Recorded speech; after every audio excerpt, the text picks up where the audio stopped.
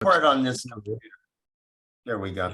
Larry, it'll go to the Deakin, like the Deakin repository for them. So you should get an email afterwards saying, here's the link. Thank you. Because I haven't used the Deakin one before. I am now. Yeah, cool.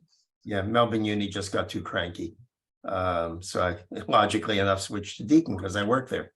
Okay, well, thanks everybody. I'm sure people keep coming in, but it's nice to see the interest. This is the second organizational online meeting for the idea of creating an eye movement equivalent to ISCET, which has been really effective in establishing standards for electrophysiology. And certainly eye movement research has been a busy area for decades, but I think one of the things that makes this sort of meeting important is the proliferation of more economically friendly eye tracking systems. And you're seeing even developments now being proposed for smartphones. So there's an interest in using eye tracking more in a clinical context. And at the moment, it's a free-for-all. So I think the idea is to try and propose some standards for the way data are collected when using eye movement recording clinically. And Matt, as our founder, would you like to speak to this a bit? And I will mute. Sure, yeah, thank you. Yeah, and thank you for taking on sharing today, Larry. I'll just share my screen to put up a little presentation, just a very brief introduction to what has happened so far for anyone who hasn't aware so far of what we've been doing. So this was born out of a group of eye tracking researchers originally. We've been developing some guidelines for methods reporting in eye tracking research, and that was to hopefully improve the repeatability of eye tracking research. And in that group, there were a group of clinicians, including myself, who were interested in trying to find some way of providing common protocols for both performing and analyzing eye tracking, clinical eye tracking methods. So we've had so far, you're in the ground level here. We've only had one meeting so far, and that was back in March. And at that, we basically asked the question: Does a society for clinical eye tracking need to exist or not? And the overwhelming response there was yes, there should be a society formed. And at the moment, that's pretty much all that's being decided. So at the moment, this is still up for debate. We're calling it ISCET, the International Society for Clinical Eye Tracking. That is modeled after ICEV, and Ruth Hamilton, the president of ICEV, is here today as well to outline their role in clinical electrophysiology of vision, which is obviously similar, related field, but not quite the same. So the things which we would need to answer, although there's been an overwhelming agreement to actually form a society, we still need to work out, well, which clinical disciplines would actually require guidance, which ones would find that useful. The clinical eye tracking spans a huge range of different types of tasks. So you've got your kind of neurology, ophthalmology, psychology. There's a lot of different disciplines within clinical eye tracking, and so there may be more interest from some groups than others. It may just be the people who have turned up to these meetings so far. These two meetings may have more of an interest in one thing than another. And also we need to look into whether existing guidance is sufficient or not. There are existing guidance documents out there already. And the question is, well, if everyone were using the same documents, then would that allow patients to be able to move more freely between test centers? The overarching purpose of this is not to say that any one clinical center that's already doing eye tracking is doing it wrong. I'm sure that everyone is doing it right, but everyone who's doing it correctly but slightly differently means we can't talk to each other. So the idea is coming up with common protocols that would allow patients to be able to move between test centers, and indeed for data to be able to be compared across test centers as well. The next question is, how should ISCET as a society be structured? ICEV, the Clinical Electrophysiology Vision group, has been suggested as a precedent model, but that's just because that's what we know so far. One thing that I've been particularly keen with ISCET is that it is not led by any one group or organization. I think if you're trying to come up with internationally agreed protocols, it's best to have something which everyone can, well, nobody in particular is seen to be in charge. I think we obviously need some structure to this, but I think if it was led by one group, it may not demonstrate the same kind of agreement of everyone together as possible. So this is why we're trying to have rolling chairs, no one person that's trying to lead it as such. And how can we actually have a truly international society while making sure that everybody is represented all the time? There is somebody at the moment who's not muted. I'd just ask if you could just check if you're muted, please. Yeah, so as I said, having a kind of decentralized organization would be ideal, but how do we do that without it just sort of not having the impetus to move forward? So far I've been trying to sort of coordinate this, but ideally this would be something that would be taken up by the community and not led by me in the long run. And how should we meet without excluding half the world? You know, we've had one meeting so far, but of course that was amenable to America and Europe, and now this is ideally going to balance that out by including the rest of the world. So to give an idea of the types of things that these standards might cover, so in terms of recording, let's take an example of just a simple ProSACAD task. The number of excursions done in a ProSACAD task will vary between different groups at the moment. That's fine. People have their own reasons for changing those things. But if they were the same between groups, then you might be able to have more comparable results.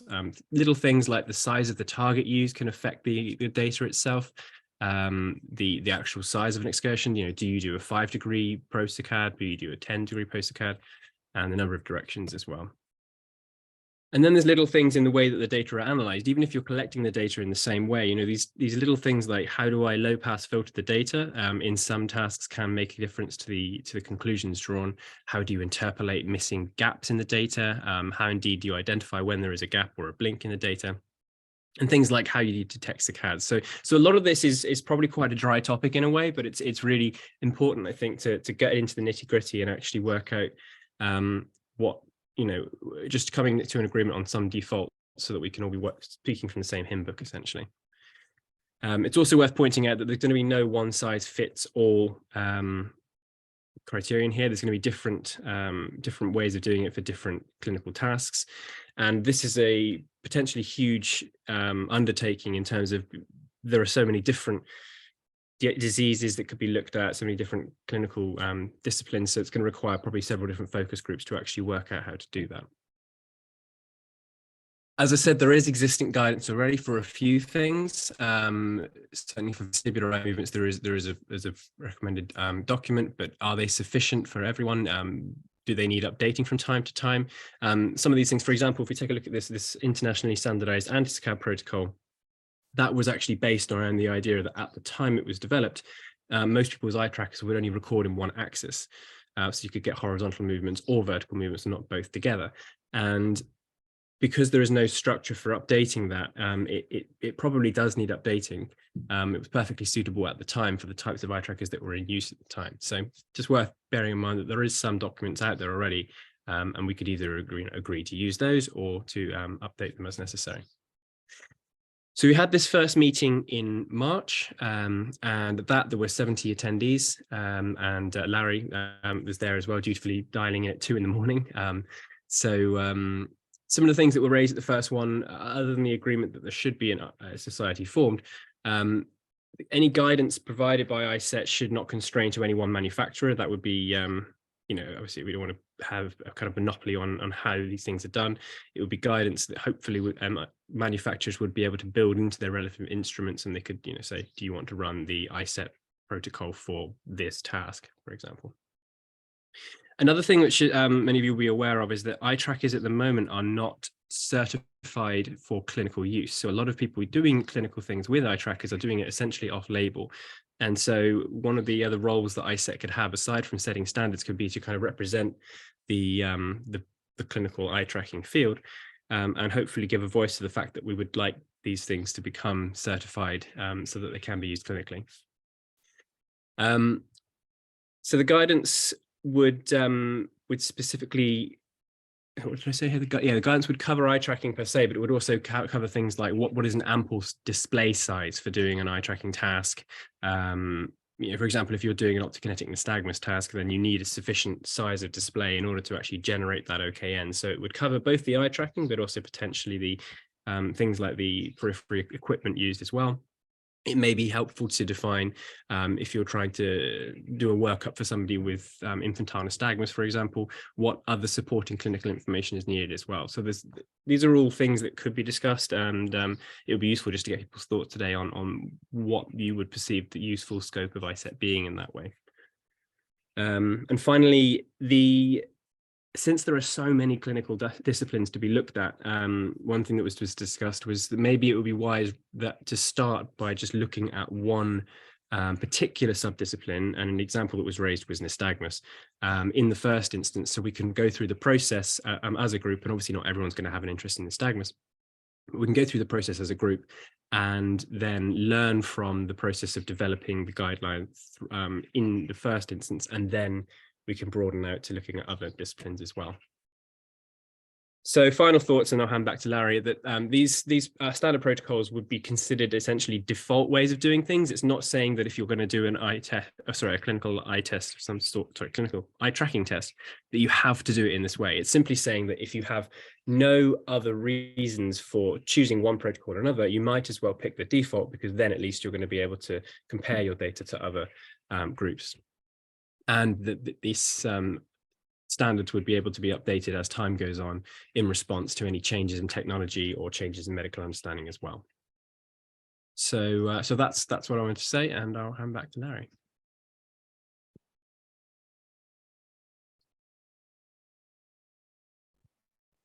Larry, you're muted at the moment.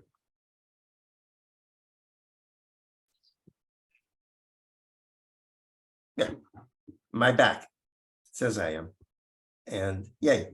I think that's a good summary of where we left things. And I think one of the ways I see it is this could provide sort of a core set of assessments, and certain circumstances you might want to add to it. And I certainly think, for instance, in the nystagmus testing, where there's certain things you pretty much would do with almost every patient, but given on the clinical context, you might want to make additional assessments. But it'd be very useful to have a sort of set of core measures that were more or less a standard across laboratories. Now, was Ruth going to speak? Was there anyone else scheduled, or should we open it up yet, Matt? I think at the moment the next thing on the agenda was to have Ruth present about ISCET and then open it up for discussion at that point. Ruth, can you take it away with about ISCET? Thank you. Sure. How's my sound? Okay for everyone? Yeah. Yep, great. So thanks for asking me along to speak about this. So as Matt said, I'm currently the president of ISCET. ISCET has around about 300 members worldwide, so we're a very small, specialized society. And it was first founded in about 1958. And at that point, I think the conversations that were going on in visual electrophysiology world were very similar to the ones that you guys are having now. Electroretinography, really, as it was predominantly then, we were founded as ISERG, before we started going a bit further back along the visual system. People were doing lots of electroretinography, but they were doing it differently in every part of the world. And in 1958, when the society was first founded, it was noted very specifically that one of the aims of the society would be to standardize the tests that were used. And that was really a very important and core aim. But for reasons that you've all highlighted, it actually took us until the 1980s before we published our first standard. The first standard was the electroretinogram, which is a kind of core test of ours. We actually have 5 different standards now for the different tests that are done in visual electrophysiology. But the first one was the electroretinogram, and that came about through a very particular set of circumstances, because at the time, we were really struggling for ways of monitoring retinitis pigmentosa, and it was being largely recognized as a disease that was causing a great deal of damage, but in which we were just beginning to see the possibility of therapeutics. And so a partnership was formed between ISCET and between the Retinitis Pigmentosa Society. And together, a small group of members hammered out the first ever standard. And then through a series of meetings with the membership, it was accepted and published. And that was a real landmark. And I think it's probably worth just taking a moment now to highlight why standards are such a good idea. I think everyone intuitively understands that they are, but being explicit about that might be helpful. The number one reason that standards are helpful is because it helps patients. It makes a phenomenal difference to them. You think about the number of people out there worldwide whose clinical condition could be aided by high quality clinical measurement of their eye tracking or their eye movement. And of that pool, how many currently get it? I imagine it's a very small number. So the goal is developing standards which are easily implemented by manufacturers and by end users who do not necessarily need to be expert, and therefore bringing the tests to the huge pool of people internationally who might need them. That's the first reason, and it works obviously for the reasons Matt's already said. We want to have a test that can be done in Auckland and the results are the same as if you did it in Aberdeen. That's the goal. The second reason that test standardization is good is because of the reduction of variability. We measured this in ISCET, so we sent 2 lucky chaps around 15 different centres in the UK, each of whom claimed to be performing ERGs to the ISCET standard. Turned out there was a bit of variability there. Nonetheless, their ERGs varied and the coefficient of variation was less than 7%, which is an extraordinarily low number, and you simply don't get that low in biochemical assays or in fact most other tests. So they work in standardizing and in reducing variability. But there's 2 other wins. One win is for manufacturers. So when you define a standard and you do it through a recognized international society like the one that you're proposing, the standard becomes an industry standard, and that supports your company in meeting all the regulatory demands on them for developing devices and so on and so forth. So that's another win. And the final win is in terms of research. So defining a standard such as the one proposed means that agencies such as the European Medicines Agencies, the FDA, they immediately will recognize these as clinical standards. And it means adopting them as endpoints in clinical trials becomes much, much more straightforward. And that in itself, even though it's a research protocol, benefits patients again, because it means that people at the start of a therapeutic investigative process have got an opportunity for benefit. So they're all that's the prize that's out there to be won, I think, if a society does develop standards which can be met.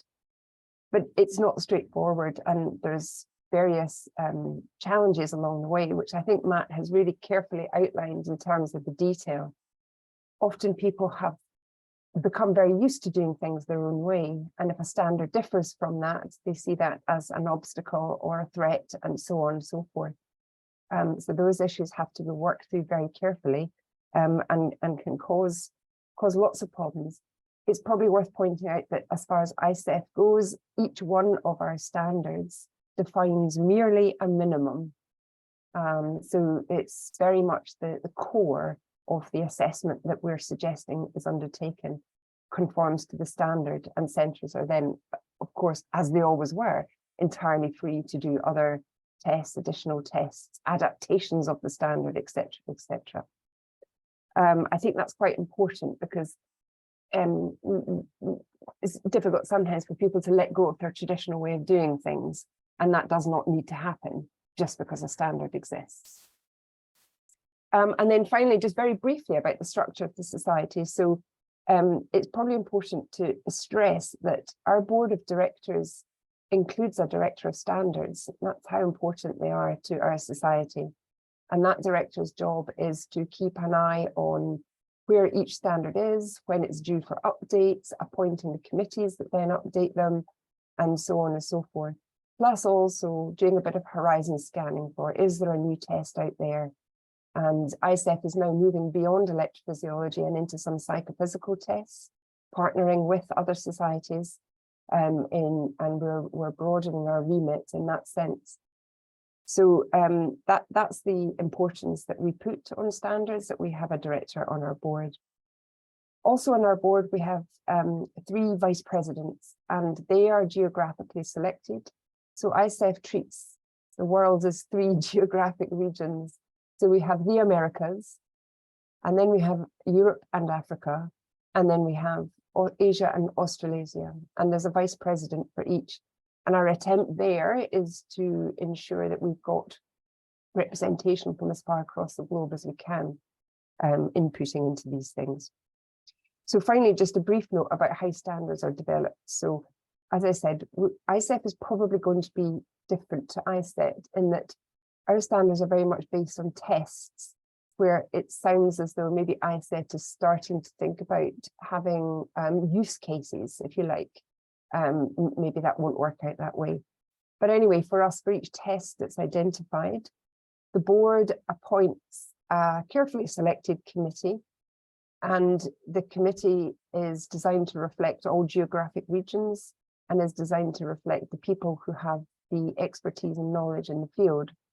And it's the committee's job to produce a draft of a standard. And the draft standard is then scrutinized in cycles by the whole membership.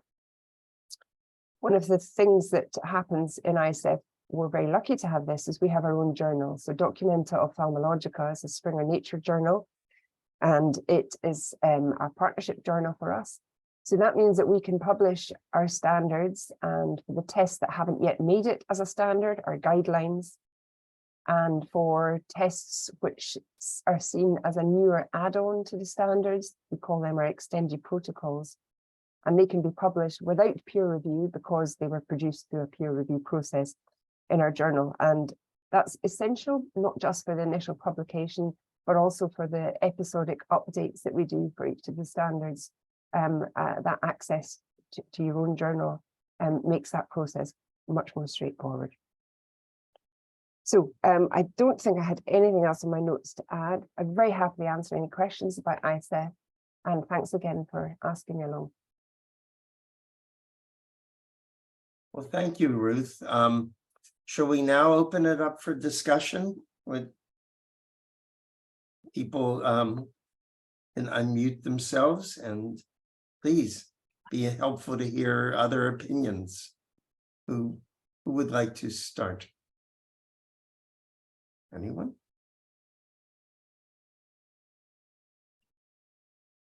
I have a question. I'll start, Larry. I'm Prem Nandini. I'm from LV Prasad Eye Institute, India. So I'm just, trying to get an understanding. I actually listened to the earlier version of this meeting, but that's a long time back. So maybe it was discussed in that, and I apologize in case if it's going to be a repeat question. So when it comes to pushing standards, and I really liked Ruth's point about, patient is the center here, because any standards is eventually going to benefit the patient. But at the same time, unless the clinician finds the need for it, it never gets pushed. So for example, regardless of a particular test, if their management is going to be the same, regardless of what that test is giving as an extra information, it's not going to change.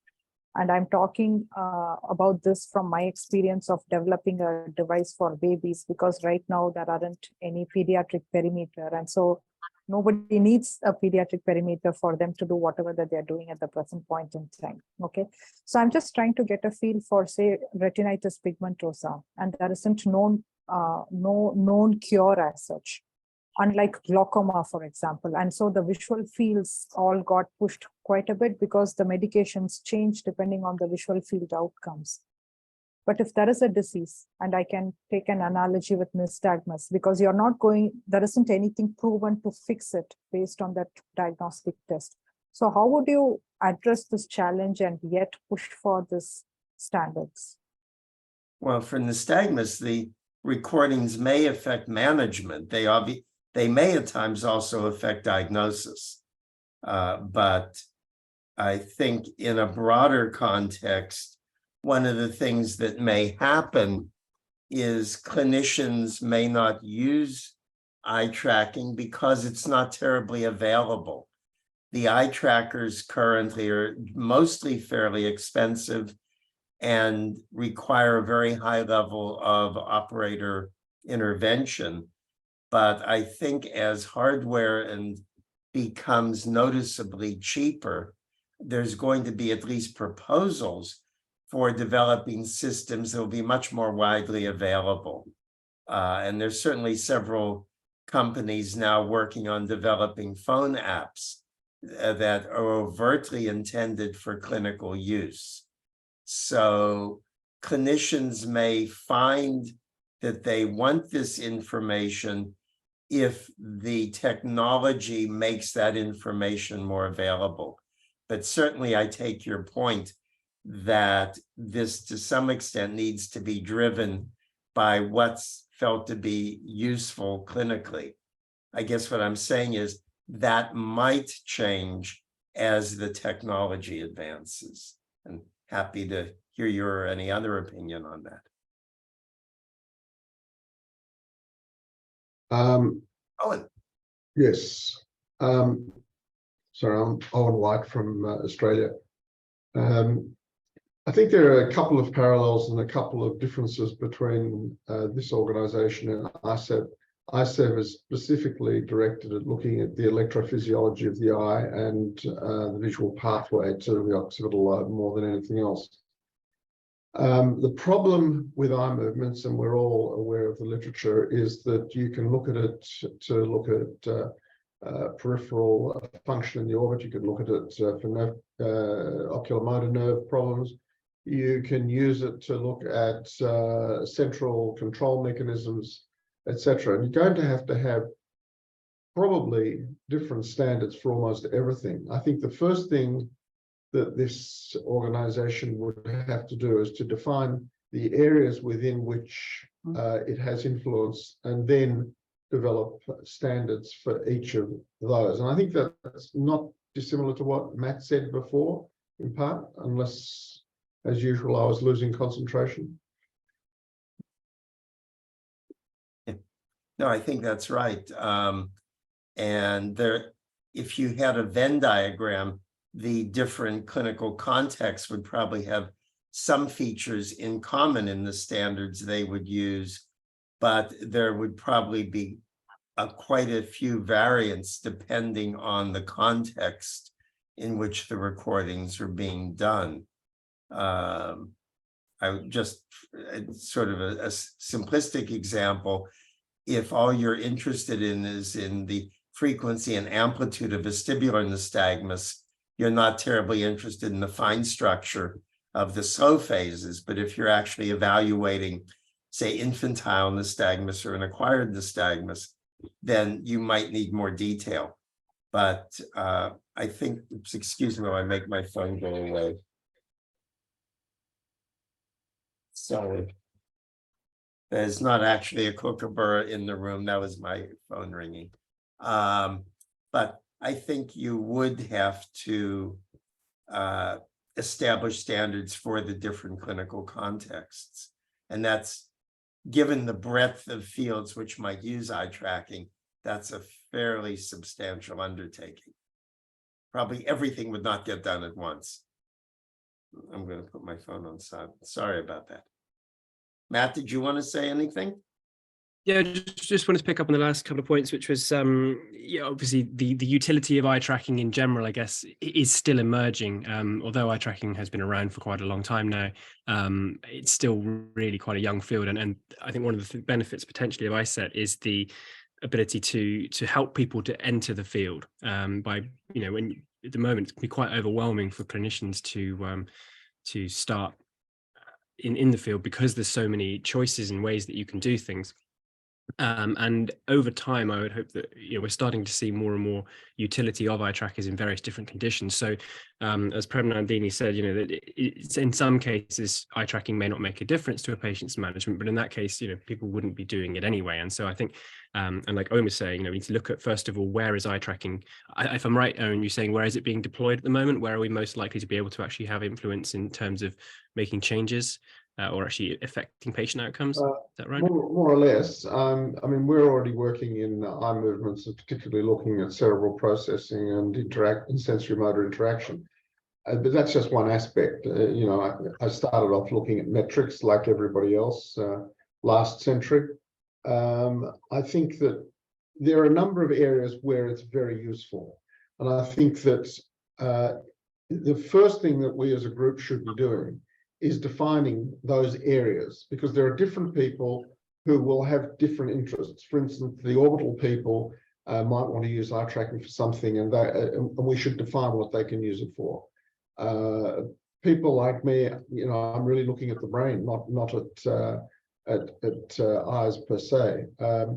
I think there's a number of sub areas that we need to define before we go on to other bits, you know, particularly parameters of recording, etc. There's also that whole area of what you might be able to do with handheld devices, etc. And that would need a separate set of characteristics. But again, you have to define what they might be able to do. So I think that's really what I'm trying to say, if that's comprehensible. And how do you think we could go about actually achieving that? You know, we could take a survey of membership and say, you know, what clinical tests are you using? Which ones are you interested in terms of which ones should we start working on? Well, I always hesitate to suggest committees of one sort or another, because as we all know, Camel is a horse designed by a committee. But I think that I in fact think we need to establish a small group of, say, a couple of people who work in different areas, who can then look at defining the parameters of that area, what it might be able to achieve and how it might be achieved, and then look at the sort of equipment that might be required for that. And I think that there's clearly an nystagmus group. Why, I don't know, but there is clearly a nystagmus group. It's not something I would do, as Larry well knows. Right, Larry? Yes, I've never asked you to. But there are people who are really interested in brainstem dynamics or oculomotor nerve function. We have studies going on at the moment in things like myasthenia gravis and orbital pathologies. We also have studies going on looking at sensory motor interaction as a means of looking at cerebral processing functions. So I think it's a matter of choosing people who are working in various areas and having a small group, maybe two, no more than 3 people, that look at those areas, and then present back to the larger group with position papers that can be discussed. That sounds very sensible. I guess at the moment, I think the reason there's a lot of nystagmus is simply because of the connections of those of us who've been involved in it so far, and so that's just the bias is we've seemed to have recruited a lot of people who are interested in it. Please don't misinterpret my comments about nystagmus. No, that's fine. To trivialize things at times, nystagmus is incredibly important, just difficult to understand. Yes. Sure. Yes. I get, so maybe rather than looking inward to the membership and saying what is it that you're doing, maybe, as you say, going out, looking outward and saying who haven't we got here so far, who hasn't in the conversation. I don't know if there's any audiologists here today, and that's clearly going to be an important one as well. For example, anyway, sorry, hand back to Larry. Oh, no, I think that's right.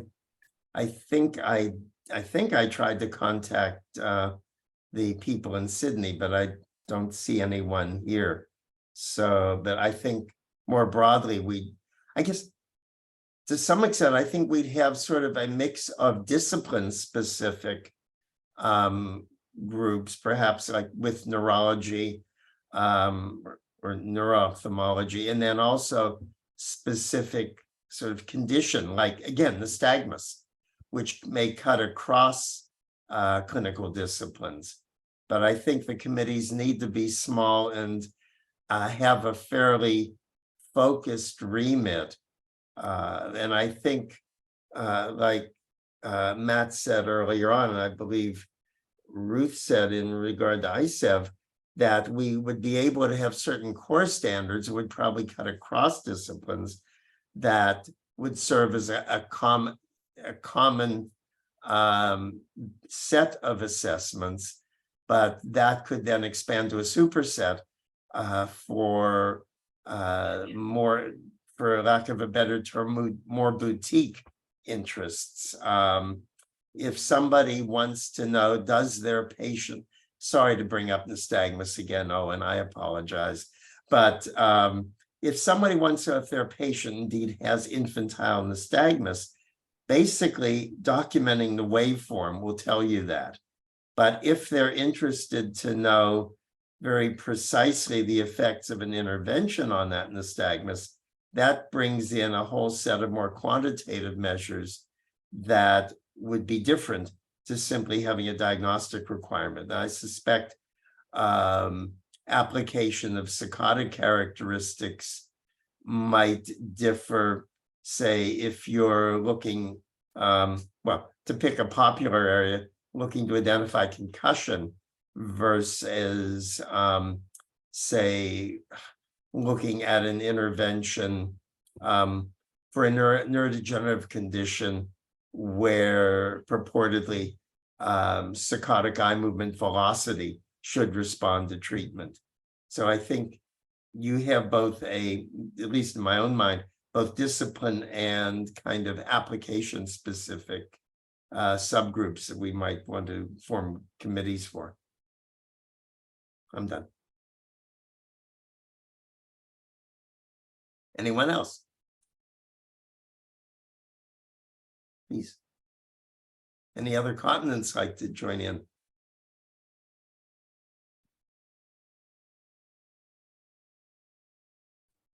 So just to say, oh, sorry, Matt, was that you going to say something? Yeah, hi, sir. Yeah, Matthew McDonald here. I'm from New Zealand. My PhD was sort of on that enigma of mild traumatic brain injury. And I guess it would be interesting for me, maybe we don't have that many people here, so maybe 15, if we just quickly gave a 5-second, you know, I'm such and so, this is my field. And then maybe that could begin to connect the dots. And then a few of us could help then join into those subgroups, if that makes sense. I don't know if everybody already knows each other. I only recognize probably Owen White and Matt Dunn. But is that reasonable? Yeah. Matt, do you think we have time to do a quick whip around? Yeah, I think that would be valuable because, as we were Yeah. saying, you know, we need to know what the current representation is so we can work out where the gaps are and work out who we need to bring on board. Unless everybody just types a sentence in the chat and then we just read it in 10 seconds to ourselves, then we know where everybody is in this front. That be preserved, otherwise it might be easier just to. Yeah. Oh. Since I have my mic turned on, I'll go first, and then how about if I hand over then to Matt, and then we can work around the tiles. But I'm Larry Abel. I've been doing eye movement for studies for a frighteningly long time. Infantile nystagmus and related conditions have always been a focus, but also worked in a range of neurological conditions, and I was a co-author of the first eye movements in TBI paper, initiated by Isla Williams, sadly, who cannot be with us anymore. So my interests are, eclectic is probably a better word than to say unfocused. So I was end there. And Matt, do you want to go next? Sure, yeah. So I'm Matt Dunn from Cardiff University in the UK, and mostly, I guess, research into infantile nystagmus. So again, the link with Larry there is how I know Larry in the first place. And I've done some work in terms of looking at things like Huntington's disease, 22q deletion syndrome as well. So a few syndromes, but mostly in research. I'm aware that the tiles, as they're arranged on Zoom, will be different for everyone, but I can see on the participant list, we're actually, I think, arranged more or less alphabetically. So the next person down below me is Ari. Thank you. Okay. Yes, that's a great idea. Yes, I was going to point out to Larry that the tiles are arranged differently on each person's screen. That was Larry and I go back to the same training center in Cleveland. I've been working on eye movements for a long time. I'm currently in Israel at Bar-Ilan University. In the past, I've done some work on, like Matt mentioned, on some clinical conditions. Recently, I've been doing more anti-saccades and other saccadic work. And I'll speak quicker than Larry because Okay, Amanda. I'm Amanda. I'm a optometry lecturer at Deakin University. I work with Larry. I did my PhD in eye movements in frontotemporal dementia, but now working with Larry, I spend a lot of my time looking at eye movements clinically for nystagmus. That's me in a nutshell. Yeah, and Anat, back to Israel. And you're muted. I'll unmute myself. So I'm a pediatric ophthalmologist and I met Larry in Australia. And my main interest in eye movement recording was to look at nystagmus as I use it to treat people. So that's how I became interested in it. Thank you. Andrew Anderson. Andrew Anderson from the University of Melbourne. Have an interest in saccadic reaction times and how they relate to cortical decision making. So no, not probably a particularly clinical discipline, though it has been used in the models that have been used in various clinical studies by others. And this keeps moving on me. Okay, Sean Ho Long, Henry. Are you there? Henry? Being quiet. Or maybe he's left the room. Vivian. Hello. Hello, can you hear me? Oh, hello. Yes, now I can hear you. Yes. Sorry, Larry, because I have another meeting on the same time. That's okay. Originally, because from an email, it's 12 o'clock, the Hong Kong time. That actually it's 2 o'clock, so double up with my another meeting. Sorry. That's fair enough. Sure. Yeah. I'm Henry. I'm also the one now is looking to work in the eye movement. Originally, I'm working in the multifocal ERG. So I'm also the member of ISCET for so many years, since 2000.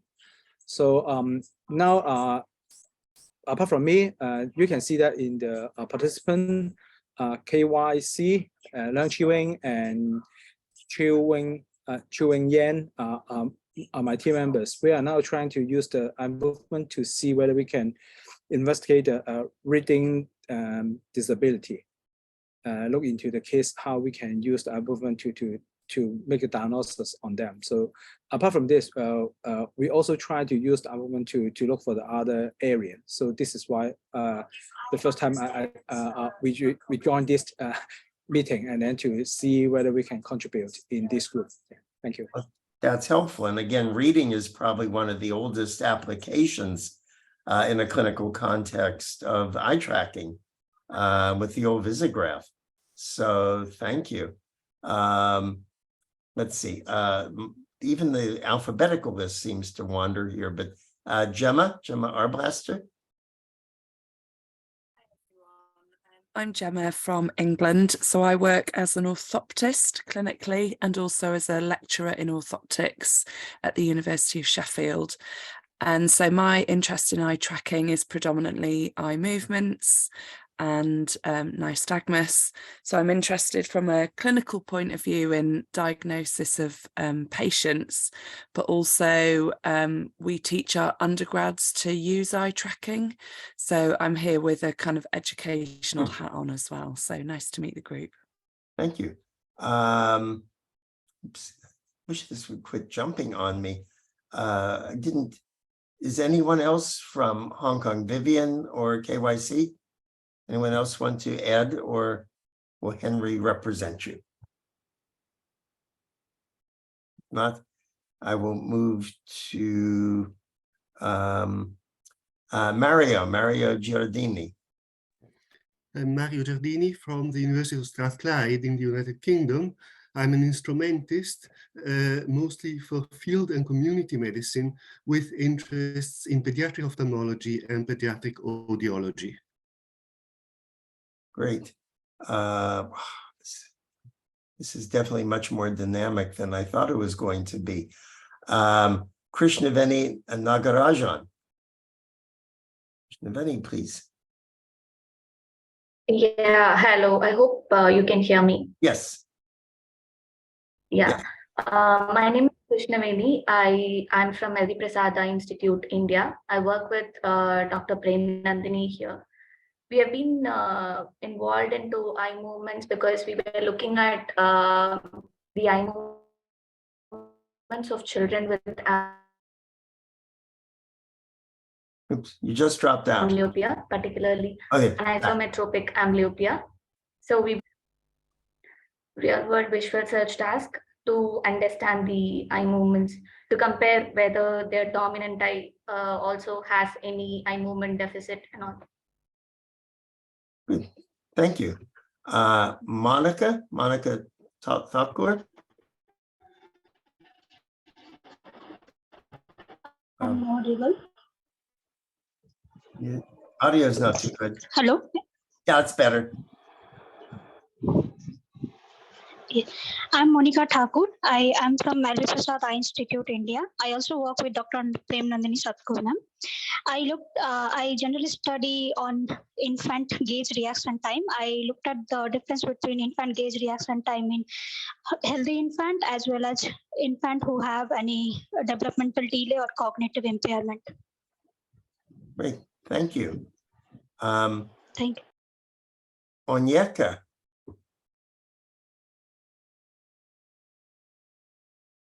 Good morning, everyone. Hi, I'm Onyeka Imebinobu. I'm from the UK. I'm an optometrist and I'm just finishing up my PhD. It was in fixational eye movements in infantile nystagmus, and I'm very excited to be part of you all. Thank you. Nice to hear another nystagmus enthusiast. Let's see. Chiandai. Apologies if I'm butchering names. Hello. Yes, Tianda. Hi everyone. I work for Henry and I work for one of his project about dyslexia, and I'm doing some eye movement research. Actually, I'm very new to this field, and so I'm just listening and learning from you. That's Thank great. you. Welcome. Priyanka. Hi everyone. I am a PhD student from Manipal Academy of Higher Education in India. So basically we are working on glaucoma and eye movements. So we are working on different types of eye movements like pursuit, fixation, saccades, using different tasks like free viewing task and conditional task. Great. And let's see. Sabyasachi Goswami. Hi, I hope you can hear me. Yes. So I am Sabyasachi. I am from India, LB Prasad Eye Institute. My main research interest revolves around to understand how our visual system take decision in presence of time varying defocus. I work with Dr. Srikant Bharadwaj in visual optics and psychophysics laboratory. Great, thank you. Let's see, who haven't we got? Shakti Pratipa.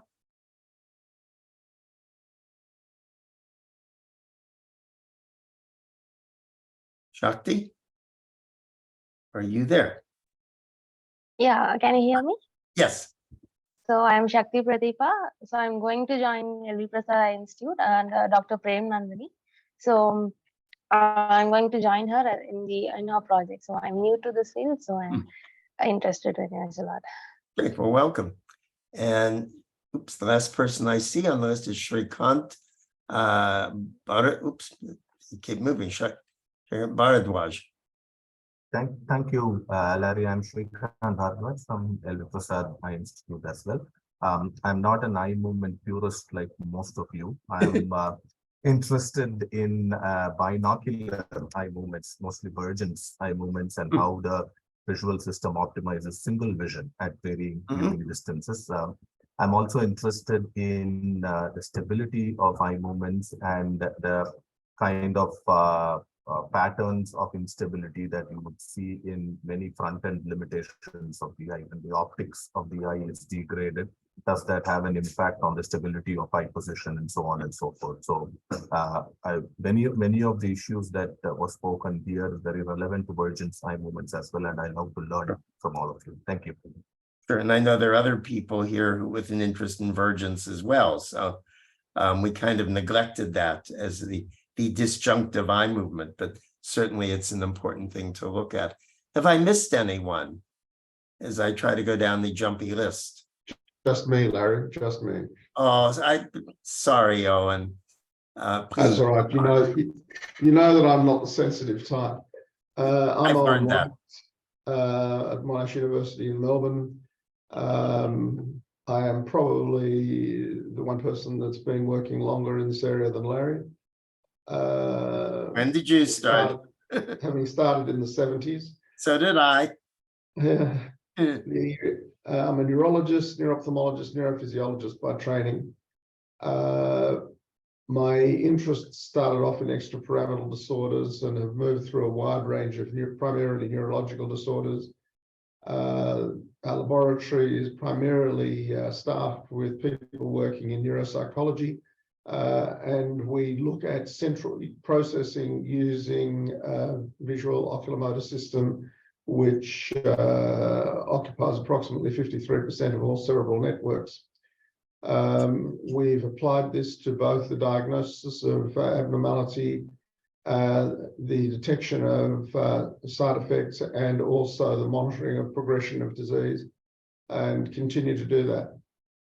There are a number of crossover areas that I can see with a number of people who are working in this area, and it's clear that the group actually has a lot of diffuse interests. Yes, I think in this case, diffuse is a good thing because it means that it actually covers a very wide range of potential applications for eye tracking, which should facilitate trying to set up the standards that we're ostensibly here to develop. Does anyone else have anything else they'd like to add as a result of everyone's little intros or anything else that's been discussed today?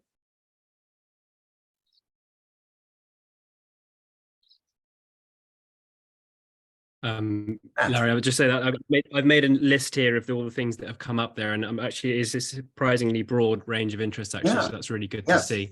Obviously there is quite a lot of nystagmus, but that, I mean, we may be able to sort of fill in the gaps a bit, but I think in general we do have quite a lot of so I'll publish that on the website. That's great. At the end of the that was quite a helpful exercise actually. We don't have any manufacturers.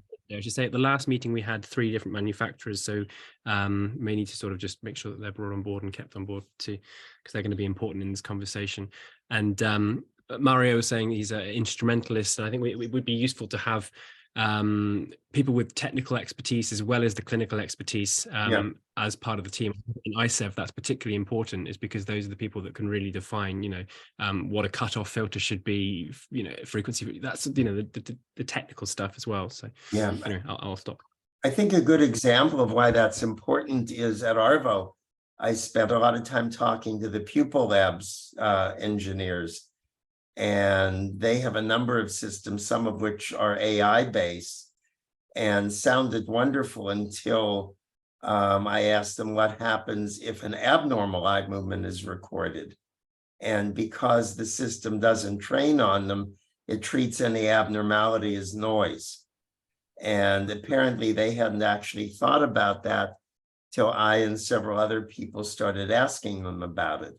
So a company like that would be good to invite for further participation, because I think that would be mutually beneficial in their developing a product and us in being able to sort of help guide products in a way which is useful for clinical evaluation.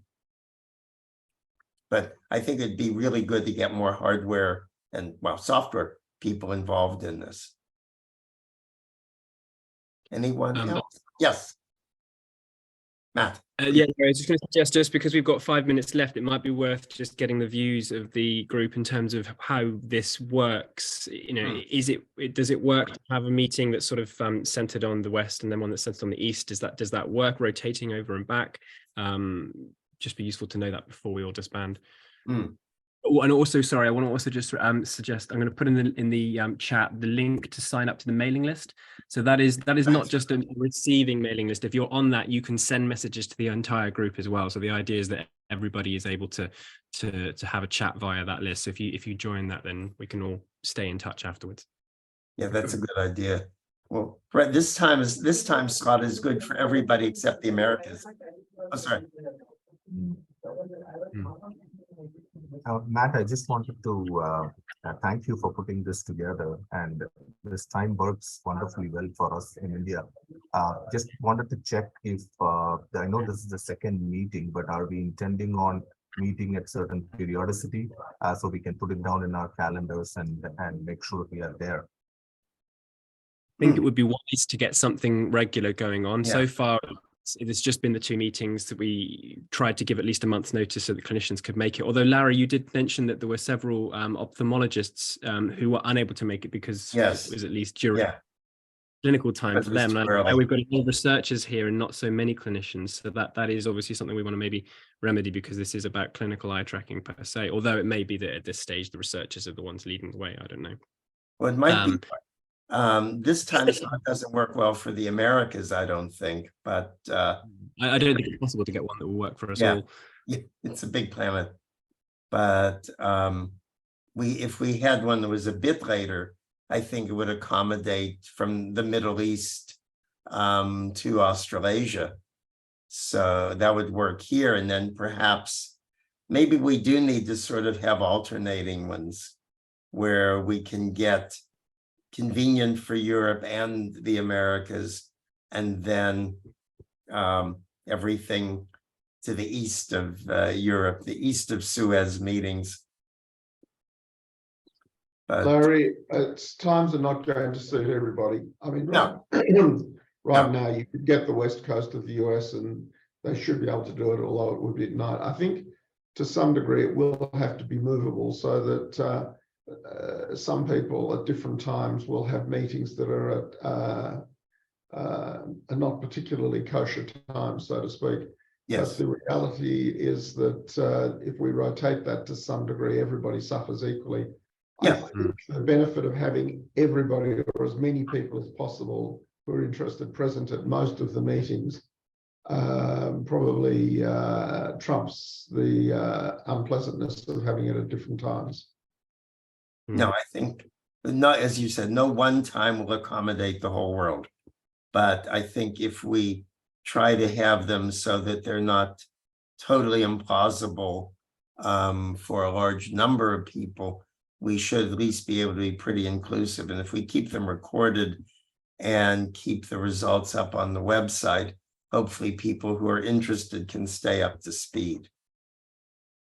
And I should say that as we rotate through, we're inviting rotating chairs throughout, and ideally, this can be kind of handed off to the community as a whole in time. So yeah, do join the mailing list, and then we can keep the discussion going. I maybe should just go through the notes of what I've taken from here. So the main things were, it sounds as though we do need to look at the clinical eye tracking field as a whole, work out what is actually currently being done clinically before we start finding those standards. It's all very well just driving into what our interests might be, but of course we are a self-selecting group. Owen was saying that small committees would probably work better for at least working out what's going on in the field than largest committees. It may be worth coming up with core standards as well for eye tracking, that cover everyone, and then having the extra bolt-on bits. And I've got a nice list of who our participants are here as well. Great. And this, I see that Amanda has a hand up. Yeah, I just wanted to point out, I also really like the ISEV element of having the 3 different VPs in the different regions. I think it's really important to have someone who kind of drives each of the different sections. And Larry's done an amazing job of driving the Australasia and sort of this region section of this for today. And I understand the point of rotating it, but maybe when we're thinking about the structure of how this lives on, if we can have something similar that maybe we rotate a couple of people in that role, or we have that, but I think it needs some drivers to kind of keep it moving forward. Geographically split. Yes. Yep. Hopefully we can do that. Anything else as the clock ticks? No? Otherwise, as it is now gone 5:01 here, 17:01, and Lord knows what it is elsewhere, I guess we can bring this to a close. I thank everybody. Thanks for your participation. It's really nice to see the absolute geographic spread from Israel to New Zealand. So that's pretty impressive. So thank you all. I will stop the recording and close the meeting. Thanks again. Thank you, Larry. Bye-bye.